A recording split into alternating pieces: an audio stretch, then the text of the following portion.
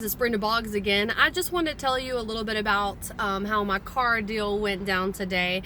In a previous video, I told you how you want to make sure that you have a relationship with your people that are in the service department.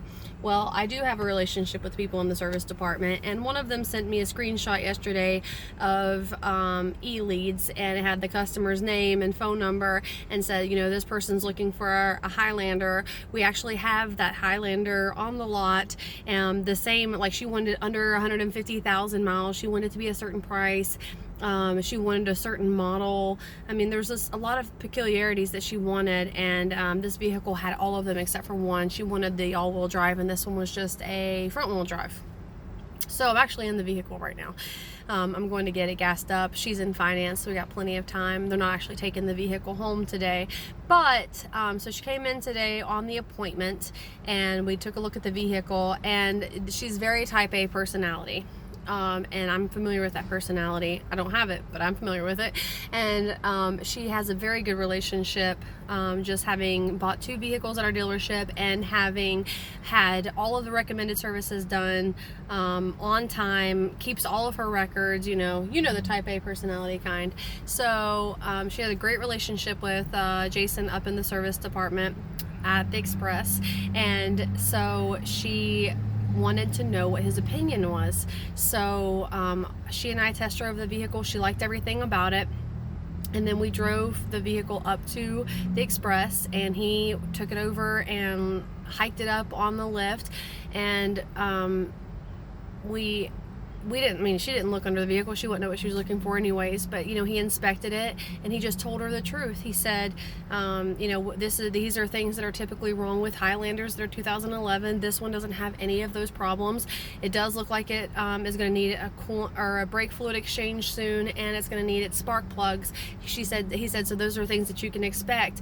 And honestly, I was a little bit nervous in the beginning because I knew that there really wasn't much money on this deal. And I thought she was probably going to try to get me to add it into the deal, and that it was just going to be complicated or whatever, but she didn't. It was just valuable for her to have a person that she trusts look at the vehicle, to see the upcoming services that are going to need to be done, and it just built so much value for her. And I really felt like going into this car deal, people are your managers will always talk about build value in the vehicle. The car will sell itself if people understand all of the features that it has, all of the safety features and everything. So I was getting to know this vehicle. I made a point to tell her that, this vehicle had both sets of keys, which is a big deal, because if you've ever had to replace a key, or if you just know what the value of them is, then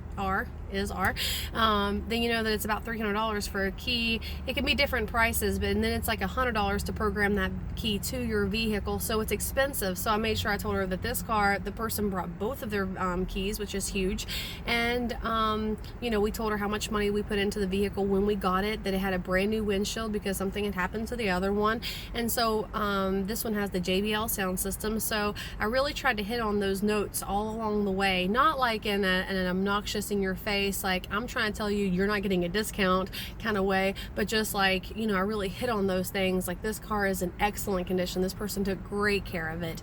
They're JBL, girl, she doesn't have JBL in the Highlander that she has. This vehicle is for her daughter. So I was you kind of trying to show the difference between the two of them so that she would understand you were getting a high quality vehicle in excellent condition, and we're giving it to you for the best price that we can. And that's truly the answer. We really are.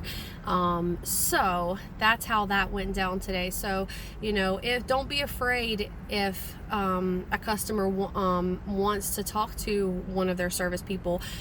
Trust your dealership enough, if you work at a trustworthy place, I mean, we do. If you, trust your dealership that, your used car technicians have lifted this car up, they've looked at it, so you don't have to be embarrassed or be afraid of what the customer might find. Take the vehicle back there, put it up on a lift, let the customer walk under there if they want to.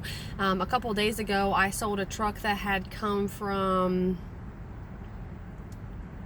Pennsylvania, I think, and the customer was concerned, this has probably got a lot of rust on it. So I was like, well, why don't we just go back there and take a look together? We rolled it around, lifted it up, and he walked around it, and there was some rust under there, but it was all surface rust. It was nothing to really be concerned about. And you know, he tapped on everything, and you know what, seeing was believing, and he bought the vehicle. So that I think is a good method if you want to just reassure them. You know, you can verbally reassure somebody all day, but some people need to see it, need to touch it, need to be able to have that extra step. And you know, it took me a little bit longer to do that car deal. I mean, I probably could have done it a lot faster, but you know, I also built a relationship with her because now she knows that I will go through the extra steps that it's going to take to build the value in the vehicle for her to, you know, chase this little rabbit. You know, she wants to go talk to the service advisor. She wants to, you know, it's okay. I'm gonna move on and sell another car after this one. And we just started at 11:30 and it's 2 o'clock, and we're done with the deal. She'll be done in the next probably 20 minutes. So we got plenty of time to sell more cars today. Don't be greedy in your time. You know, use your time most efficiently, but don't try to hurry through car deals just to get on to the next car deal. Give quality time to your customers. If they want to talk to you, if they need to talk to you, if they, you know, whatever they require, whatever's going to hit their hot buttons, do those things for them, so that the next time she comes and buys here, she'll come back. I want her to come back to me. Hopefully I'll be still selling cars that at that time, and I will have built that relationship with her. And I'll probably send her a card in the next couple days and thank her, and send her a couple business cards so that, you know, she can refer me to a friend if she wants to. And then she'll just always have my information in her wallet as well. So guys, you take care. Just wanted to share that with you, and talk to you next time. Bye.